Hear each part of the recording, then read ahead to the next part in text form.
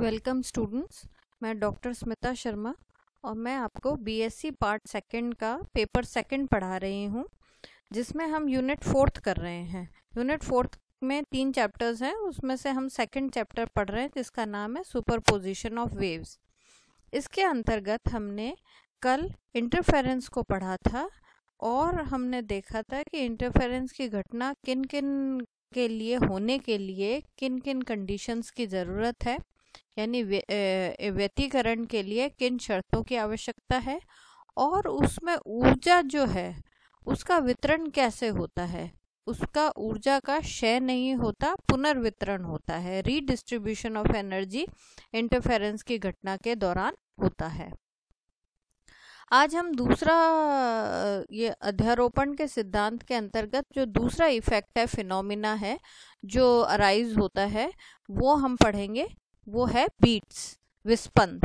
अब इंटरफेरेंस के लिए हमने क्या कहा था? हमने ये कहा था कि जो दो या दो से अधिक तरंगे अध्यारोपित हो रही है, सुपर इम्पोज हो रही हैं, उनके लिए जो फ्रीक्वेंसी है या कोहेरेंट सोर्सेस से ही वेव्स जनरेट होनी चाहिए, कला संबंध स्रोत होने चाहिए, उनकी फ्रीक्वेंसी सेम होनी चाहिए। ये हमने कंडीशन रखी थी, तभी इंटरफेरेंस की घटना आपको होती हुई दिखाई देगी। अब बीट्स में भी कुछ ऐसी ही कंडीशन है। कंडीशन क्या है? जब दो लगभग समान आवृत्ति वाले ध्वनि स्रोतों को साथ साथ बजाया जाता है तो किसी बिंदु पर प्राप्त ध्वनि की परिणामी तीव्रता में उतार व चढ़ाव सुनाई देने लगते हैं। एक ही बिंदु पर क्रमानुसार ध्वनि की तीव्रता कम व अधिक होने की घटना को विस्पंद कहते हैं। अब इसको मैं सरल शब्दों में समझाती हूँ कि मान लो दो आपके साउंड के सोर्सेज हैं और उनके जो फ्रीक्वेंसी है, दोनों सोर्सेज की जो फ्रीक्वेंसी है उनमें बहुत स्लाइट अंतर है।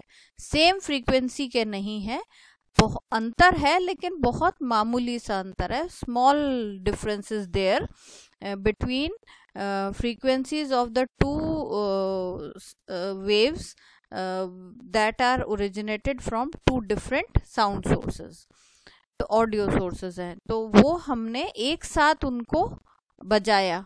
उससे बजाने के कारण क्या होगा? दोनों तरंगे उत्पन्न करेंगे, वो तरंगे अध्यारोपित होना शुरू हो जाती है। तो आप जहां पर अध्यारोपण हो रहा है उन सभी तरंगों का, उसमें से कोई एक बिंदु आप ले लीजिए, आप सेलेक्ट कर लीजिए। इस पॉइंट पे मैं स्टडी कर रहा हूँ, उसको पॉइंट पी मान लिया।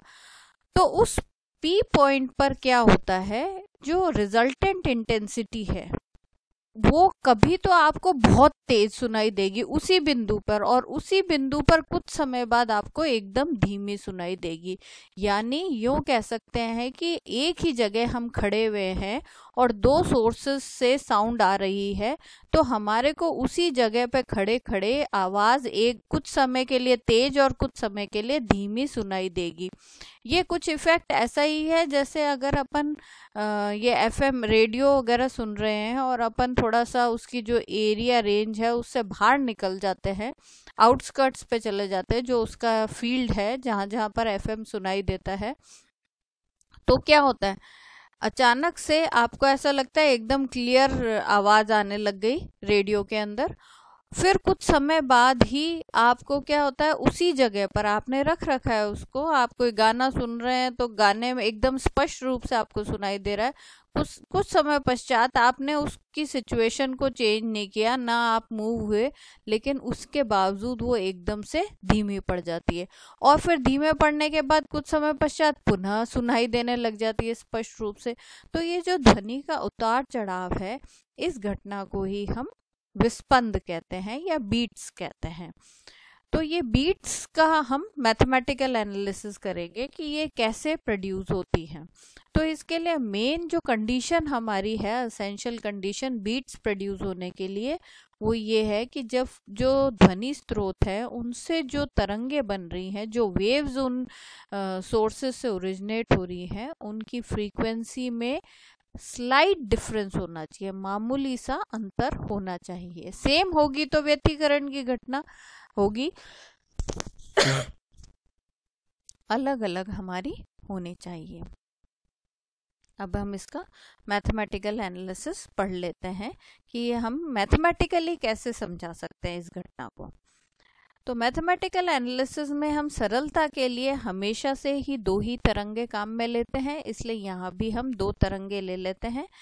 एक तरंग तो हमने ले ली है, एक जो वेव ली है वो उसकी फ्रीक्वेंसी या आवृत्ति ν1 है, और दूसरी जो तरंग ली है उसकी फ्रीक्वेंसी या आवृत्ति ν2 है, और दोनों एक सेम ही मीडियम में चल रही है, एक ही माध्यम में चल रही है और एक ही दिशा में संचरित हो रही है। They are propagating in along same direction. तो ऐसे में उनके जो विस्थापन के समीकरण है या डिस्प्लेसमेंट इक्वेशन है वो कुछ इस प्रकार से लिखे जा सकते हैं। y1 is equals to a1 sine omega 1 t plus phi1। यहाँ हमने कला भी अलग अलग ले ली। ऐसे ही y2 लिख सकते हैं, a2 आयाम भी हमने अलग अलग लिया है, एम्पलीट्यूड भी डिफरेंट लिया है, sine omega 2 t plus phi2। अब ओमेगा 1, अब आपको ये होगा ओमेगा 1 ओमेगा टी तो हमने ऊपर डिफाइन ही नहीं किया, नहीं हमने ν1 ν2 डिफाइन कर दिए, तो हम उनकी टर्म्स में लिखेंगे। तो कैसे लिख सकते हैं, ओमेगा होता है 2 पाई न्यू, तो 2 पाई ν1 टी प्लस phi1, और ये हो जाएगा 2 पाई ν2 टी प्लस phi2। तो ये दो हमारी इक्वेशंस हैं। अब अध्यारोपण का सिद्धांत कहता है कि अगर ये दो तरंगे एक स्थान पे मिलेंगी तो उनका सदिश जोड़ हो जाएगा, तो हम उनको जोड़ लेते हैं। तो अध्यारोपण के सिद्धांत से y बराबर y1 plus y2 according to principle of superposition, y1 is equals to y is equals to y1 plus y2, दोनों वैल्यूज प्लेस कर दी। अब इसके अंदर एक चीज हम यहाँ पर अज्यूम कर लेंगे, इसको फर्दर सॉल्व करने से पहले हमने क्या कहा था कि जो दोनों तरंगों के जो आवृत्ति है उनमें मामूली सा अंतर होगा, तो वो जो अंतर है फ्रीक्वेंसी में, small difference in frequency, let that be x, वो मान लिया x है। तो आपके पास ν1 माइनस ν2 बराबर x हो गया, दोनों आवृत्तियों का अंतर x है। तो इस आधार पर हम ν1 क्या लिख सकते हैं, ν1 लिख सकते हैं ν2 प्लस x। अब ये वैल्यू हम ν1 की जगह पर प्लेस कर देंगे जिससे कि हम इस इक्वेशन को सिंप्लीफाई कर सके। तो मैंने क्या करा, यहाँ ऊपर ν1 की जगह लिख दिया ν2 plus x t plus phi1। अब ये इसको हम पहले के जैसे ही, जैसे हमने इंटरफेरेंस में व्यतिकरण में साइन a प्लस बी वाला फॉर्मूला लगा के खोला था, वैसे ही हम इसके अंदर भी ओपन कर लेते हैं। तो इसके अंदर भी देखो साइन a ये हो जाएगा और b ये हो जाएगा कॉस b, फिर कॉस a साइन b, कुछ इस तरीके से आएगा। तो पहली जो टर्म है वो हमारी क्या होगी, साइन की होगी। तो मैंने इसके अंदर भी साइन की टर्म आ रही है, इसके अंदर भी साइन की टर्म आ रही है, उन दोनों को मैंने कॉमन ले लिया। क्या ले लिया, साइन 2 पाई न्यू टी इस वाली पहली वाली में भी आएगी, और इस वाली में बाकी बची हुई क्या हो जाएगी a1, और sign A cos B cos A sine B, तो कॉस बी बचेगा। कॉस बी क्या है, ये phi1 वाला है, साथ ही साथ 2 पाई एक्स टी भी है क्योंकि केवल ν2 ही हमने काम में लिया। तो मतलब यहाँ पर जो मैंने a अज्यूम करा है वो मैंने क्या मान लिया, वो मैंने ये a है, ये मेरा a है, ठीक है, और ये b है, ये और ये दोनों मिला के b बनेगा। तो sign A cos B cos A sine B, तो कॉस b जो है वो क्या हो जाएगा 2 pi x t plus phi1। ऐसे ही इसके अंदर से ये a मान लिया मैंने, इसको a माना है और इसको मैंने b मान लिया, ठीक है, तो इसको b मान लिया। तो इसके हिसाब से क्या हो जाएगा, a तो ये हो गया, cos b क्या होगा, cos केवल phi2 होगा और a2 से गुणा होगा। तो ये मैंने दोनों वाली जो पहली टर्म्स है उनमें से साइन 2 पाई न्यू टी को कॉमन ले लिया, तो आपके पास आ गया a1 cos 2 pi x t plus phi1 plus a2 cos phi2, ये आ गया। अच्छा, ऐसे ही सेकंड टर्म के अंदर, अब सेकंड में क्या होगा, cos a साइन b, इसमें भी cos a साइन b, तो cos a वही 2 पाई न्यू टू टी हो जाएगा। तो मैंने cos pi nu two t को कॉमन ले लिया, और उसके आधार पर मेरे पास जो बना वो क्या बन गया, a1 sign 2π(xt) plus five one plus a2 sine five two आ गया। अब ये मेरे पास दो आ गई, तो साइन के साथ जो ब्रैकेट में टर्म है उसको मैं एक क्वांटिटी अज्यूम कर लेती हूँ, और जो कॉस के साथ जो ब्रैकेट में टर्म है उसको मैं दूसरी क्वांटिटी अज्यूम कर लेती हूँ। तो let a1 cos 2π(xt) plus five one plus a2 cos five two is equals to R cos theta. अब आर और थीटा मैंने सपोज किया है ना, ये इक्वेशन 3 हो गई। ऐसे ही सेकंड पार्ट को मैंने आर साइन थीटा सपोज कर लिया। अब आर और थीटा क्योंकि हमारे अननोन क्वांटिटीज हैं, इनको हमें बाद में फाइंड आउट करना पड़ेगा, लेकिन एक बार हमने इनको अज्यूम कर लिया तो ऊपर वाली इक्वेशन में प्लेस कर देते हैं। तो जैसे ही आप प्लेस करोगे तो आर तो दोनों टर्म्स में आर कॉमन निकल जाएगा और ये बन जाएगा sign A cos B cos A sine B. तो वापस साइन ए प्लस बी के फॉर्म में लिख सकते हैं। तो मैं कैसे लिख सकती हूँ, R sine 2π nu two t plus cos theta. ये मैंने एक बार पहले तो इसको खोल के लिख दिया और फिर उसके बाद मैंने a प्लस बी वाला फॉर्मूला लगा दिया। तो क्या आ गया मेरे पास, sine 2π nu two t plus theta. अब मुझे यहाँ इसमें क्या चीजें हो गई, ये आर तो है मेरा परिणामी आयाम है ना, रिजल्टेंट एम्पलीट्यूड, और थीटा क्या हो गया, मेरा कला कोण हो गया, फेज एंगल हो गया। ठीक है, अब मुझे ये आर और थीटा क्योंकि मैंने अज्यूम किया है, इन्हें निकालना पड़ेगा। तो इसको निकालने के लिए हम पहले टेन थीटा निकाल लेते हैं, थीटा कैलकुलेट करते हैं। तो थीटा कैसे कैलकुलेट करेंगे, हम टेन थीटा निकालते हैं। तो 4 को 3 से डिवाइड कर दें, टेन थीटा निकल जाएगा है ना। तो टेन थीटा हमारा क्या आ जाएगा, टेन थीटा ये आ जाएगा a1 sign 2π(xt) plus five one plus a2 sine five two upon a1 cos 2π(xt) plus five one plus a cos five two. ये हमारा, और इससे थीटा निकल जाएगा टेन इनवर्स ऑफ दिस। तो थीटा तो हमारा ज्ञात हो गया। और आर ज्ञात करने के लिए हमारे को क्या करना पड़ेगा, जो ऊपर 3 और 4 नंबर इक्वेशन है उसको स्क्वायर एंड ऐड करना पड़ेगा। स्क्वायर एंड ऐड करेंगे तो जो राइट हैंड साइड है वो तो आर स्क्वायर बन जाएगा और इधर होल स्क्वायर की दो टर्म्स आ जाएंगी। तो हम इसके अंदर देखो ऐसे ही लिखा है मैंने, इधर तो आर स्क्वायर हो गया और जो लेफ्ट हैंड साइड वाली टर्म थी उनको मैंने इधर लिख लिया a1 cos square 2π(xt) plus five one, फिर इसका हो जाएगा a2 square cos square five two हो जाएगा, और plus 2a1 a2 cos of this और cos ऑफ दिस, कुछ इस तरीके से आएगी। तो मैंने क्या करा है, उन सारी चीज़ों को आप पेन पेपर लेकर इसको सिंप्लीफाई कर सकते हैं। मैंने क्या करा है, जो सिमिलर टर्म्स है कॉस और साइन की उनको एक साथ लिख लिया। उससे क्या फ़ायदा होगा, मेरा cos square theta sine square theta 1 होता है तो ये टर्म मेरी 1 हो जाएगी।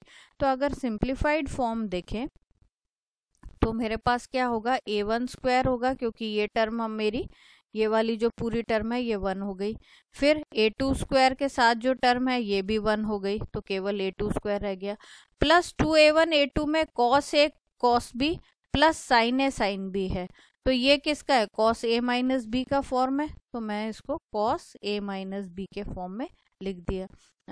तो ये हमारा कुछ इस तरीके से आ गया। ठीक है, तो five one minus five two लिखा है इसलिए ये बाहर पॉजिटिव साइन आ गया। तो मेरे पास आर का मान ये आ गया, ये मेरे पास क्या आ गया, परिणामी आयाम आ गया, रिजल्टेंट एम्पलीट्यूड आ गया। अब रिजल्टेंट एम्पलीट्यूड में हमने जैसे व्यतिकरण में किया था, अधिकतम आयाम और न्यूनतम आयाम निकाला था, वैसे ही हम इसके अंदर भी निकालेंगे। लेकिन इसमें निकालने पर आप देखिए वहाँ तो सीधा सीधा सा निकल गया था, लेकिन यहाँ पर क्या होगा, यहाँ पर जैसे आपने आर का मान अधिकतम कब होगा, जब ये मान अधिकतम होगा तो इसको अधिकतम लिख दो, और कॉस का अधिकतम मान 1 होता है तो इसको ये 1 होना चाहिए। तो इसको मैं कैसे लिख सकती हूँ, एक जो है वो 2m पाई लिख सकती हूँ। अब ये m का अलग अलग मानों के लिए कॉस ये जो मान है ये अलग अलग होगा और उसी कारण से r भी अलग अलग हो जाएगा। जब m बराबर 0 रखेंगे तो हमारे पास क्या हो जाएगा, m बराबर अगर 0 रखते हैं तो 5 1 माइनस 2π(x t 0 लिख देंगे है ना, ये वाला जो टाइम है इसको t0 लिख दिया, प्लस 5(1 - 5(2) इज इक्वल्स टू 0, है ना, क्योंकि यहाँ पर m 0 रखा है तो ये पूरी टर्म 0 हो गई, 0 हो गया, है ना। तो अब ये 0 हो गया, इसी आधार पर अगर m1 बराबर 1 रखेंगे तो क्या होगा, ये तो 2 पाई रह जाएगा और ये हो जाएगा 2 पाई x t1 लग दिया मैंने इसको, प्लस 5(1 - 5(2) बराबर 2 पाई, 2 रखेंगे तो ये 4 पाई हो जाएगा। अब ये मेरे पास 3 इक्वेशन आ गई अलग अलग सिचुएशन के लिए, जब m 0 है, 1 है और 2 है। तो अब इसके अंदर मैं क्या करूंगी, 7 नंबर इक्वेशन में को 8 में से घटा देती हूँ, घटा दूंगी तो क्या आ जाएगा मेरे पास, देखो ये टर्म तो दोनों कट जाएंगे आपस में, इसमें भी 2 पाई x कॉमन निकल जाएगा, t1 माइनस t0, और यहाँ आ जाएगा 2 पाई माइनस 0 2 पाई के बराबर। तो ये इक्वेशन आ गई 2 पाई x t1 माइनस t0 बराबर 2 पाई। ऐसे ही मैं 8 को नंबर इक्वेशन को 9 में से घटाऊंगी तो मेरे पास क्या आ जाएगा, 2 पाई x t2 माइनस t1 बराबर 2 पाई। अब इनकी दोनों की राइट हैंड साइड बराबर है तो लेफ्ट हैंड साइड भी बराबर होनी चाहिए, मैंने दोनों को बराबर रख दिया, 2 पाई x t1 माइनस t0 बराबर 2 पाई x t2 माइनस t1।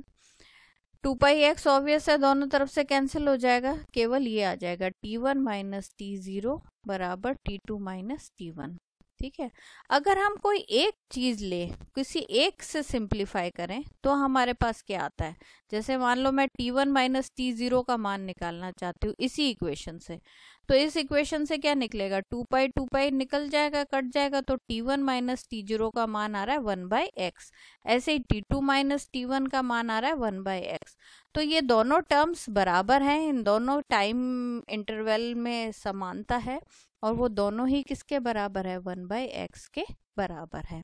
तो इसका इस सारी चीज का मतलब क्या हुआ, तो ये हम किसके लिए निकाल रहे थे, ये हम केस कर रहे थे अधिकतम आयाम के लिए। तो अधिकतम आयाम का मतलब, इसका मतलब क्या हुआ, इसका मतलब ये हो गया कि 1/x समय अंतराल बाद, 1/x टाइम इंटरवल के बाद हमें मैक्सिमम एम्पलीट्यूड साउंड का मिलने लगता है। ठीक है, 1/x समय अंतराल बाद ध्वनि का अधिकतम आयाम प्राप्त होने लगता है, या हम यूँ कहें 1/x सेकंड में ध्वनि की अधिकतम तीव्रता प्राप्त होती है। और कितनी बार प्राप्त होती है, एक बार प्राप्त होती है।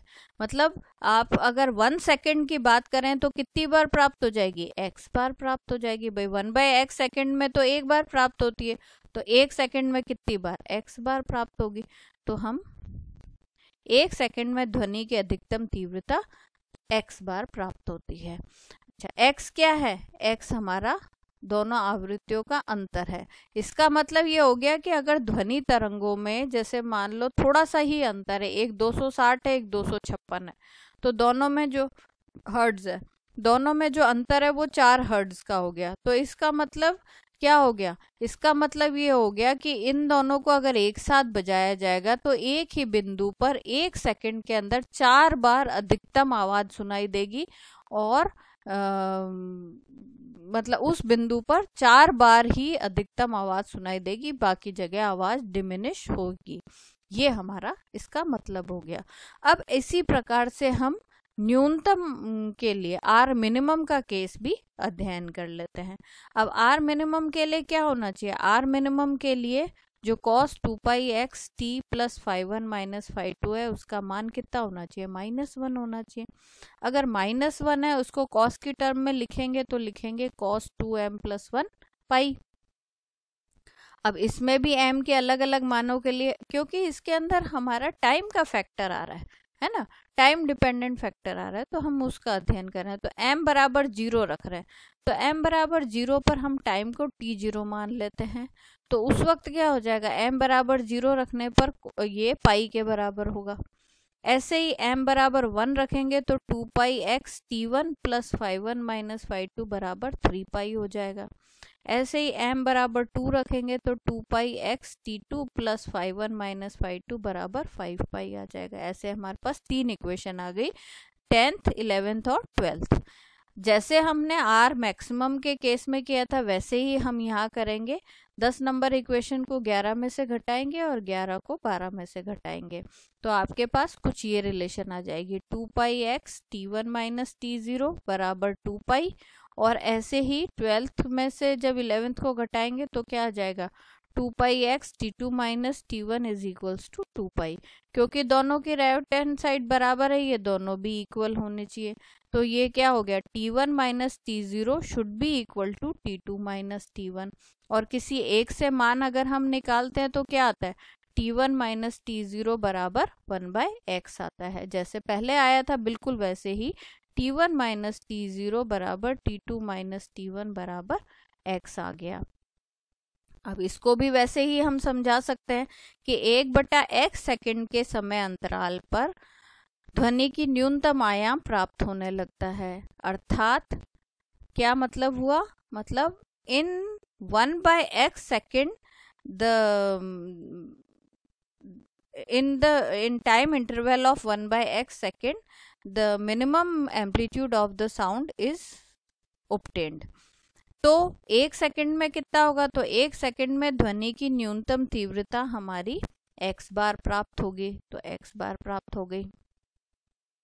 ठीक है, तो अब इसका मतलब क्या हुआ, इसका मतलब लेकिन x किसके बराबर है, न्यू2 माइनस न्यू1 के बराबर है। इसका मतलब ये हुआ कि एक बिंदु पर अगर आप खड़े हो और दो ध्वनि तरंगे जिनमें थोड़ा सा आवृत्ति में अंतर है, वो अगर उसी बिंदु पर अध्यारोपित होती हैं, तो क्या होगा, आपको 1 सेकंड के अंदर x बार तो अधिकतम आयाम सुनाई देगा और x बार आपको न्यूनतम आयाम सुनाई देगा। इन बिटवीन आपके आवाज में डिक्रीज या इंक्रीज आपको पता लगता रहेगा। लेकिन ये तभी महसूस होगा जब आपका स्पष्ट रूप से आपके, नहीं तो आपको महसूस तो होगा लेकिन आप काउंट नहीं कर पाएंगे। तो ये जो है ये हमारे 1 सेकंड में x बार ध्वनि की मैक्सिमम व x बार मिनिमम प्राप्त होती है।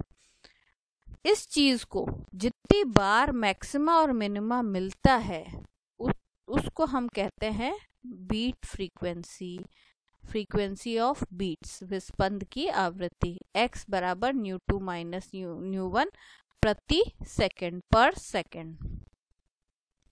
अब हमारे इसके अंदर R मैक्सिमम और R मिनिमम उस स्थिति में क्या हो जाएगा, A1 प्लस A2 और A1 माइनस A2। अगर हम आयाम दोनों तरंगों का समान कर दें, एम्पलीट्यूड सेम कर दें, तो क्या हो जाएगा, A1 माइनस A2 तो 0 हो जाएगा और A1 प्लस A2 2A के बराबर हो जाएगा। तो ऐसी स्थिति में R मैक्सिमम 2A और R मिनिमम 0 के बराबर होगा। ऐसी स्थिति में क्या होगा, ये R मैक्सिमम जब ज़्यादा होगा और R मिनिमम स्पष्ट रूप से 0 होगा तो हमारे को क्या ज़्यादा बेहतर तरीके से सुनाई देगी। यदि आयाम लगभग समान है, ध्वनि की न्यूनतम व अधिकतम तीव्रता में स्पष्ट भेद किया जा सकता है। यदि आयाम में अत्यधिक अंतर हो, अब जैसे कई बार ऐसा होता है ना कि फ्रीक्वेंसी में बहुत एम्पलीट्यूड में बहुत ज़्यादा अंतर है, तो ऐसे में क्या है, आई मैक्स और आई मिनिमम जो उसकी तीव्रता कम हो रही है और तेज हो रही है उसमें ज़्यादा अंतर हमारे को समझ नहीं आ पाता है। तो ये हमारा बीट्स की बात है। तो बीट्स की क्या बात हो गई, बीट्स में खासियत ये हो गई कि एक ही स्थान पर आपको आयाम कभी बढ़ता हुआ कभी कम होता हुआ सुनाई देगा। और वो किस कारण से, जब तरंगे अध्यारोपित हो रही है लेकिन उन तरंगों में जो आवृत्ति है उसमें थोड़ा सा मामूली सा अंतर है, तब ये घटना आपको समझ आएगी। तो अब हम इन दोनों में, अभी हमने पढ़ लिया व्यतिकरण, इंटरफेरेंस पढ़ लिया और हमने विस्पंद पढ़ लिया। हम इन दोनों के बीच में अंतर, डिफरेंस बिटवीन द टू पढ़ लेते हैं। तो देखो पहला अंतर तो है ध्वनि तरंगे, भाई पहला तो व्यतिकरण के लिए तो जरूरी शर्त थी कि उसकी आवृत्ति एक समान होनी चाहिए और इसके लिए आवश्यक शर्त है कि मामूली सा अंतर होना चाहिए है। अच्छा, इसमें खास बात ये है क्योंकि हम कोहेरेंट सोर्स लेते हैं तो इसमें व्यतिकरण में खास बात ये है कि उसका कालांतर स्थिर रहता है। The phase difference remains constant, ये बहुत इंपॉर्टेंट चीज है। और बीट्स में क्या होता है, बीट्स में तो कालांतर समय के साथ, क्योंकि आपने अभी देखा है, देखो कालांतर जो आपका आ रहा है वो टी डिपेंडेंट है। ये देखो ये टी डिपेंडेंट टर्म है, तो टी डिपेंडेंट टर्म होने के कारण क्या होगा, ये समय पर निर्भर करता है, तो कांस्टेंट रह ही नहीं सकता। तो कालांतर जो है, फेज डिफरेंस जो है वो टाइम के साथ वेरी करता है। थर्ड डिफरेंस क्या हो गया, उस बिंदु पर परिणामी ध्वनि स्थिर रहती है, अतः एकांतर क्रम में उत्पन्न तीव्र ध्वनि व शांति की स्थितियां स्थिर रहती हैं। तो हम कोई भी एक पॉइंट लेते हैं, उस पॉइंट पर जो मैक्सिमम एम्पलीट्यूड है या मिनिमम एम्पलीट्यूड है, जो भी सिचुएशन है वो उसकी कांस्टेंट रहती है, क्योंकि फेज डिफरेंस रिमेन्स कांस्टेंट। तो एक बिंदु पर अगर आपको अधिकतम आयाम मिल रहा है तो हमेशा अधिकतम आयाम मिलता रहेगा, और दूसरे बिंदु पर आपको न्यूनतम मिलेगा। यानी आपके जो लाउड साउंड जोन है और जो वीक साउंड जोन है वो हमारे स्टेबल रहेंगे, स्टेशनरी रहेंगे, वो नहीं बदलेंगे। लेकिन बीट्स में अभी हमने मैथमेटिकल एनालिसिस में पढ़ा है कि एक ही बिंदु पर जब दोनों तरंगे अध्यारोपित होती है तो उसी बिंदु पर आपको क्रमानुसार अधिकतम और न्यूनतम दोनों प्रकार के आयाम मिलते रहते हैं। और ये थोड़ा सा अंतर जो है वो इस कारण से होता है क्योंकि एक की आवृत्ति दूसरे के आवृत्ति के की तुलना में थोड़ी सी या तो ज़्यादा है या कम है, तो इस कारण से उसमें वेरिएशन होता है। तो इसमें अगर हम देखें तो इसका जो इंटरफेरेंस पैटर्न है वो हमारा स्टेशनरी रहता है, जैसा है वैसा ही बना रहेगा। और इसके अंदर क्या होगा, एकांतर क्रम ऑल्टरनेट फॉर्म में मैक्सिमा और मिनिमा आपको मिलते रहते हैं, यानी वेरिएशन उत्पन्न होता रहता है।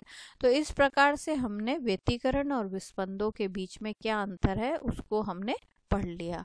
अब इस टॉपिक में, ये बहुत छोटा सा टॉपिक है आपका, इसमें इस चैप्टर में एक छोटा सा टॉपिक और रहा है, वो हम नेक्स्ट लेक्चर में पढ़ेंगे। वो है हमारा कॉम्बिनेशन टोन्स। कॉम्बिनेशन टोन्स कैसे होता है कि अगर आपने जैसे दो इंस्ट्रूमेंट्स को आपने बजाया तो उस कारण से उन दोनों इंस्ट्रूमेंट्स की जो आवाज़ है उनमें सुपर इम्पोजिशन होगा, अध्यारोपण होगा, और आपको रिजल्टेंट जो आपने कैलकुलेट करके रिजल्टेंट जो फ्रीक्वेंसीज कैलकुलेट करी, वो फ्रीक्वेंसी नहीं, जो कॉम्बिनेशन आयाम वगैरह स्टडी किए वो हमारे को मिल जाते हैं।